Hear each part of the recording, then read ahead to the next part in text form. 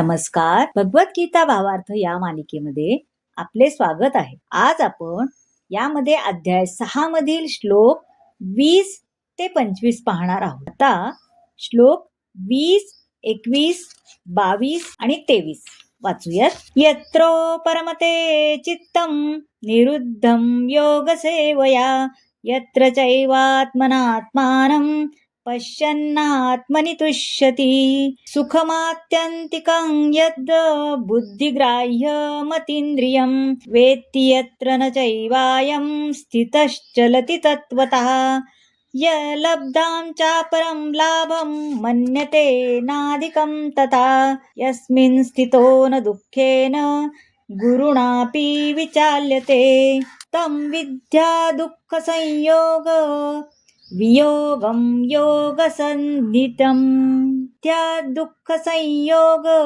वियोगं योगसन्निधं. आता यत्र म्हणजे ज्या अवस्थेमध्ये असतो ते, उपमरते म्हणजे बंद होत, पश्यन म्हणजे स्थितीचा साक्षात्कार होत, आत्मनी म्हणजे आत्म्यामध्ये, गुरुणा अपि म्हणजे जर अतिशय कठीण असले तरी.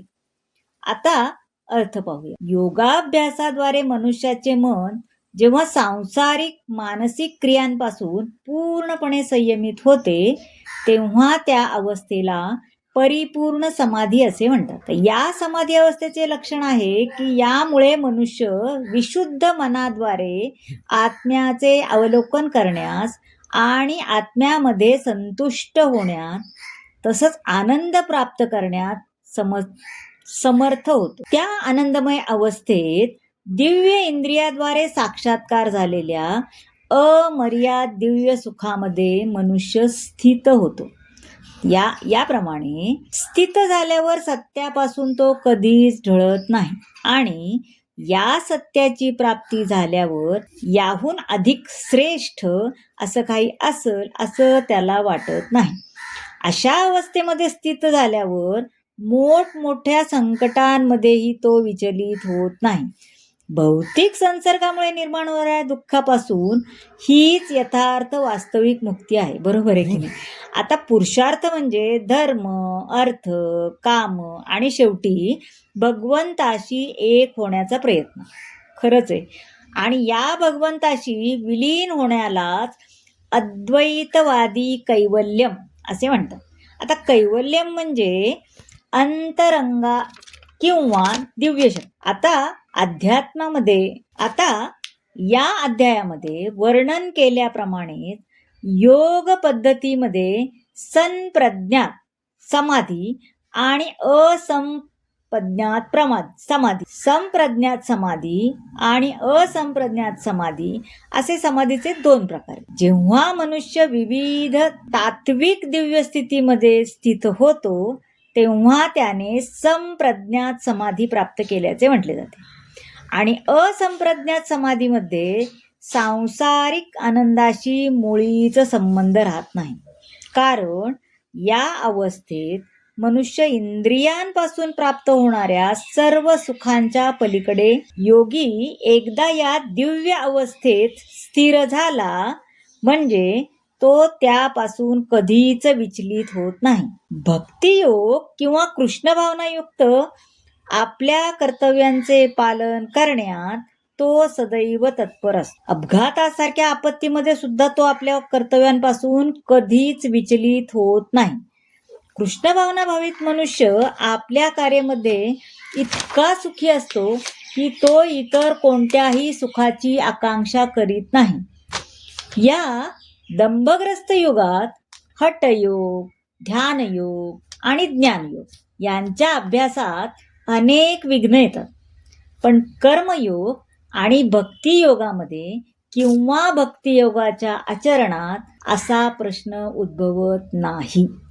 आता श्लोक 24 पाहूया. सनिश्चयेन योक्तव्यो योगो निर्विण्ण चेतसा संकल्प प्रभवान कामान् त्यक्त्वा सर्वान् शेषता मनस्सैवेन्द्रियं ग्राम विनियम्य समंतता. निश्चयेन म्हणजे दृढ निश्चयाचे, अनिर्विण्ण चेतसा म्हणजे विचलित न होता. इंद्रिय ग्रामम म्हणजे संपूर्ण इंद्रिय समूह. विनियम म्हणजे नियमित करू. समंतता म्हणजे सर्व बाजूने. मनुष्याने दृढ निश्चयाने आणि श्रद्धेने योगाभ्यासामध्ये युक्त झाले पाहिजे. मनुष्याने दृढ निश्चयाने आणि श्रद्धेने योगाभ्यासामध्ये युक्त झाले पाहिजे आणि त्याने योग मार्गातून विचलित होऊ नये. मानसिक तर्कामुळे उत्पन्न झालेल्या सर्व भौतिक कामनांचा पूर्ण त्याग करून मनाद्वारे सर्व इंद्रियांना सर्व बाजूंनी संयमित केले पाहिजे. आता योगाच्या अभ्यासकाने धैर्याने अभ्यास करावा आणि त्याला अंतिम यशप्राप्तीची शाश्वती पण असलीच पाहिजे. आणि यशप्राप्तीमध्ये जरी विलंब लागला तरी त्याने निरुत्साही न होता दृढ निश्चयी होऊन योगाभ्यास केला पाहिजे. आता योगाभ्यास विशेष करून कृष्ण भावनायुक्त भक्तियोग म्हणजे एक कठीण योग आहे, हो की नाही? कठीण गोष्ट आहे. योगाभ्यास विशेष करून कृष्ण भावनायुक्त भक्तियोग म्हणजे एक कठीण गोष्ट असल्याप्रमाणे वाटेल तो. परंतु जो कोणी दृढनिष्ठेने दृढतेने नियमांचे पालन करतो त्याला भगवंत नक्की सहाय्य करतात. कारण जे स्वतःला मदत करतात त्यांना भगवंत मदत करतात.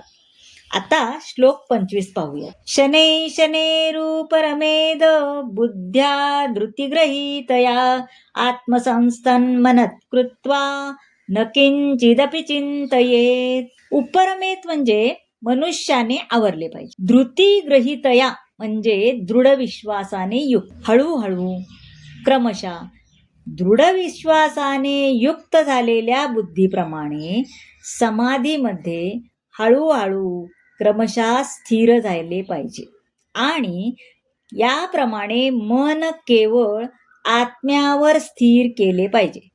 इतर कशाचाही विचार करू नये. योग्य विश्वास आणि बुद्धीद्वारे मनुष्याने क्रमशः इंद्रिय क्रियांचा लय केला पाहिजे. यालाच प्रत्याहार असे म्हणतात. दृढ विश्वास, ध्यान आणि इंद्रिय निग्रह याद्वारे मन संयमित करून मनाला समाधिस्थ करावे. त्यावेळी देहात्मबुद्धीमुळे प्रभावित होण्याची शक्यता राहत नाही. आता दुसऱ्या प्रकारे सांगायचे म्हणजे मनुष्याचा भौतिक प्रकृतीशी संबंध असला तरी त्याने इंद्रिय तृप्ती करण्याचा विचार करू नये.